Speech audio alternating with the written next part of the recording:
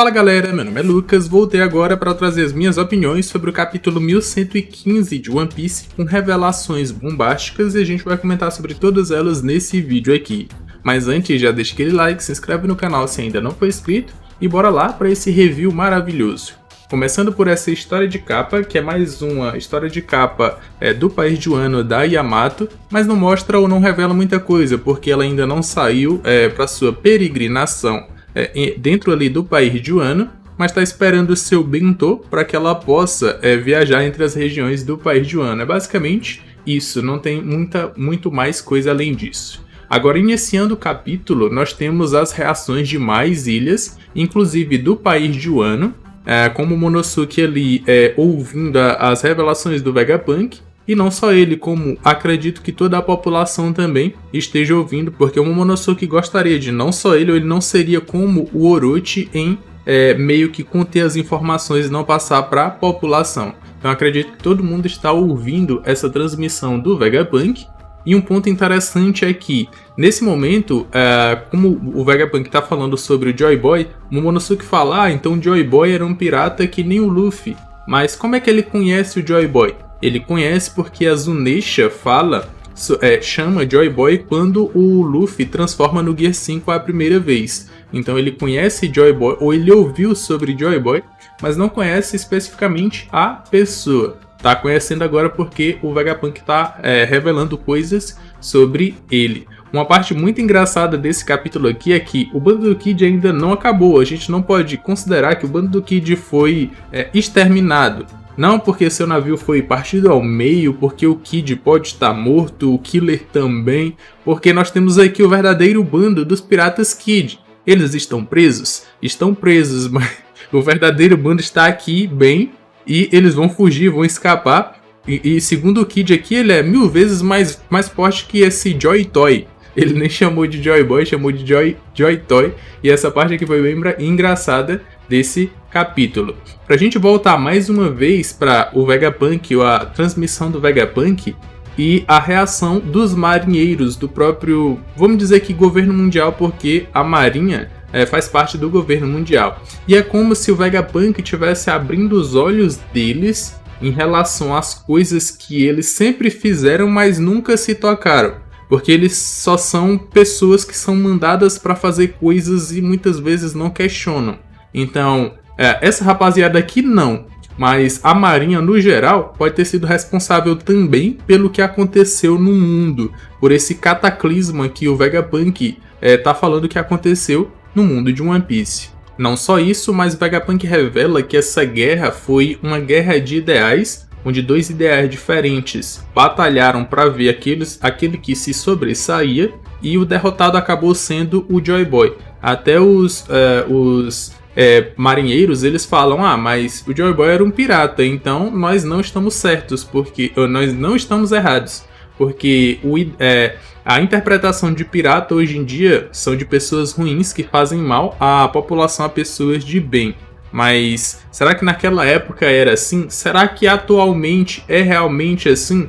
Porque os piratas do Chapéu de Palhas, eles vão totalmente contra o que é ser um pirata, ou a maldade que os piratas fazem, ou a maioria dos piratas fazem no mundo de One Piece. Então o Vegapunk continua revelando e nos dizendo que foi uma guerra de ideais. Esse painel é bem interessante porque ele mostra possivelmente o Joy Boy transformado no Gear 5, lutando contra os reis. Mas se vocês repararem bem nessa silhueta dos reis, tem aqui umas formas arredondadas, como se fossem as raízes que se formam em formas arredondadas saindo dos reis. O que é que eu acredito que seja isso, ou qual a minha interpretação em relação a isso? A minha interpretação é que todos esses reis que se juntaram para lutar contra o Joy Boy também eram usuários de Akuma no Mi.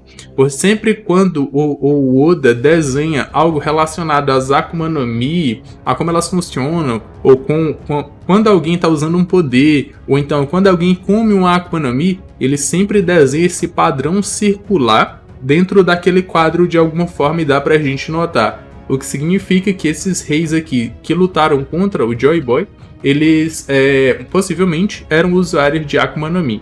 Um pouco mais pra frente nesse capítulo, Oda finalmente revela onde estão Zoro e Jinbe, porque faz muito tempo que eles não apareciam, mas como eles não tiveram nenhum ponto relevante nesse capítulo, é a mesma coisa que não aparecer.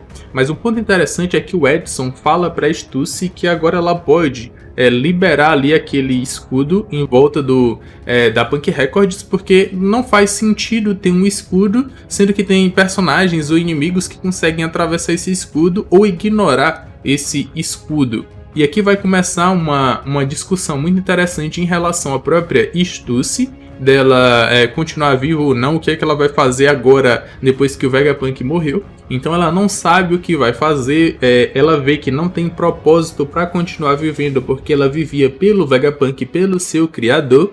E essa parte é muito interessante do capítulo porque me parece muito quando a Robin entrou pro bando do Chapéu de Palhas, porque ela responsabilizou o Luffy por ela continuar vivendo, sendo que ela não tinha nenhuma perspectiva de vida, não tinha pra onde voltar, não tinha amigos, não tinha pra onde ir ou o que fazer, e ela acabou entrando pro bando do Chapéu de Palhas. É basicamente o que a gente tá vendo aqui com a Stussy. O próprio Kako, mesmo que ela tenha traído eles, ele se sente meio que triste por ela também.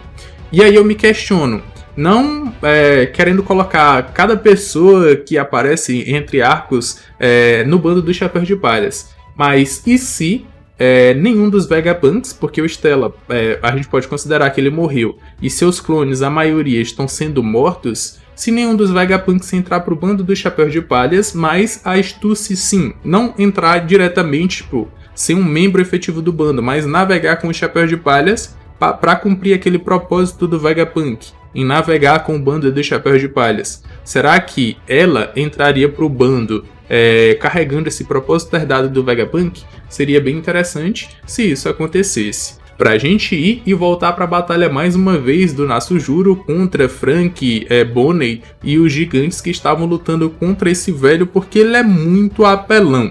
E alguns feitos dele e palavras ditas por outros personagens só nos mostra que esse velho é absurdo. Porque antes desse quadro aqui aparecer, que ele tenta cortar a Bonney e corta ali a proa do navio, se eu não estiver enganado, dos gigantes, um dos gigantes fala que esse velho consegue cortar qualquer coisa. Isso, mesmo que não venha de alguém muito forte, representa ou nos diz que esse velho é absurdo. Pra lá na frente ele tem um outro feito que outros espadachins absurdos também tiveram em One Piece. Mas antes da gente comentar sobre isso, a gente precisa comentar sobre o momento em que o Vegapunk fala que a derrota, que aquela guerra que culminou entre 900 e 800 anos atrás, terminou com a derrota do Joy Boy. E aí o próprio Oda, ele dá ênfase em dois personagens que estão intimamente ligados com o Joy Boy. É aquele robozão gigante e a própria Zunisha. E será, ou isso quer nos dizer, que esses dois personagens eles têm culpa dessa derrota do Joy Boy? E eles se culpam até hoje porque o robozão gigante já pediu desculpas pro Joy Boy em algum momento, se eu não estiver enganado. A própria Zunisha também, e esse pode ser o pecado dela que fez ela caminhar durante todo esse tempo carregando o Zou nas suas costas. Será que o Joy Boy, mesmo lutando contra 20 reinos, só foi derrotado porque foi traído? Ou porque esses companheiros não conseguiram corresponder? É uma questão que fica em aberto. Pra gente voltar pra batalha e ver o Natsujuro cortando a Punk Records de uma forma absurda, libertando todo mundo que estava preso ali dentro.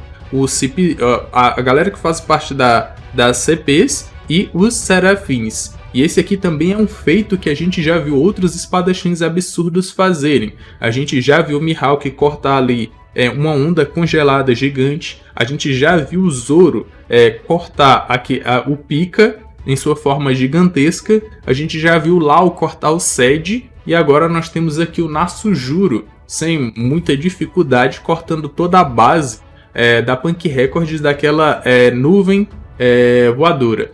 E aí todo mundo cai embaixo, libertando os Serafins, que vai ser ou pode ser mais um problema para os Mugiwaras lidarem antes de fugirem dessa ilha também. para aí a gente chegar na parte mais impactante, eu poderia dizer assim, desse capítulo, que é a revelação do Vegapunk que há 1000 anos atrás, o mundo de One Piece era totalmente diferente do que é hoje, porque o mundo era formado por continentes, por várias culturas que faziam a sua ligação ou conseguiam se ligar de alguma forma, que hoje em dia não é mais possível, porque hoje em dia as pessoas só vivem nos fragmentos do que um dia foi o mundo de One Piece há 1000 anos atrás, que era formado por continentes, agora são pequenas ilhas. E o próprio Oda nos mostra um pouco dessas construções absurdas, porque só uma dessas construções aqui que parece uma ponte ou um castelo é até maior que um rei dos mares. Vê só o quão absurdo não era esse mundo de 1000 anos atrás que foi engolido pelo mar. Porque o Vegapunk revela que o que aconteceu durante o século perdido fez com que o mundo de One Piece fosse engolido pelas águas. E esse mundo que tinha há 1000 anos atrás já não existe mais, ou está adormecendo no fundo do mar. O que ele diz é que o resultado daquela batalha que aconteceu entre 900 e 800 anos atrás, que é conhecido como século perdido, acabou fazendo com que o mundo fosse engolido pelo mar, quando o nível do mar aumentou 200 metros. E aí, com o aumento de 1 metro só, que foi o que aconteceu em capítulos anteriores, afundou diversas ilhas. Imagina o que 200 metros não faria com o mundo todo. Então foi algo absurdo que realmente engoliu diversos continentes e só sobrou aqueles fragmentos de terra que hoje em dia são conhecidos como ilhas. E o próprio Vegapunk fala que, e muita gente pode até pensar que isso é algo ou foi algo natural, que aconteceu pelo acaso, mas pelo curto período de tempo em que isso aconteceu, que foram 100 anos, e por não ter nenhum aviso ou pessoas falando sobre que isso poderia acontecer, estudiosos ou qualquer coisa do tipo, reportando que mudanças climáticas estavam acontecendo, só faz o Vegapunk ter certeza de que isso foi resultado da ação do homem. O homem utilizou armas de alguma forma, e essas armas foram responsáveis por isso, para que o mundo fosse afundado em 200 metros e acabasse da forma como as pessoas conheciam há 1000 anos atrás. Ele declara que as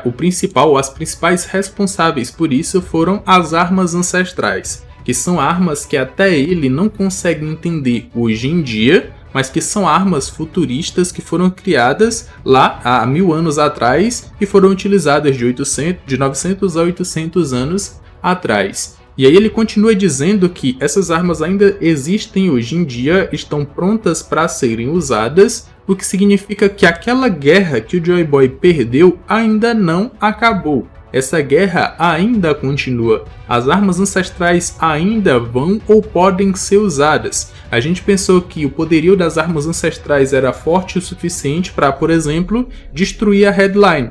Mas a gente agora tem certeza que o seu poder ainda é superior, porque foi responsável por fazer o mundo como existia há 1000 anos atrás desaparecer, afundar em 200 metros no mar, ou elevar o nível do mar em 200 metros. E, muito provavelmente, o principal responsável por isso é esse cara que está aparecendo aqui na tela, que é o Imu-sama, que a gente ainda não sabe quem é, mas que está assistindo toda essa transmissão do Vegapunk. E essas aqui foram as minhas opiniões, o meu review sobre esse capítulo 1115 de One Piece. Quero saber as suas opiniões, se vocês têm algo a agregar, ou se vocês têm algo a comentar sobre o que eu falei nesse vídeo. Comentem aqui embaixo que eu vou estar vendo e vou estar dando um coraçãozinho para vocês. Aqui na tela final vão estar aparecendo 2 vídeos que eu acredito que vocês vão gostar. E eu me despeço por aqui, um abraço e valeu!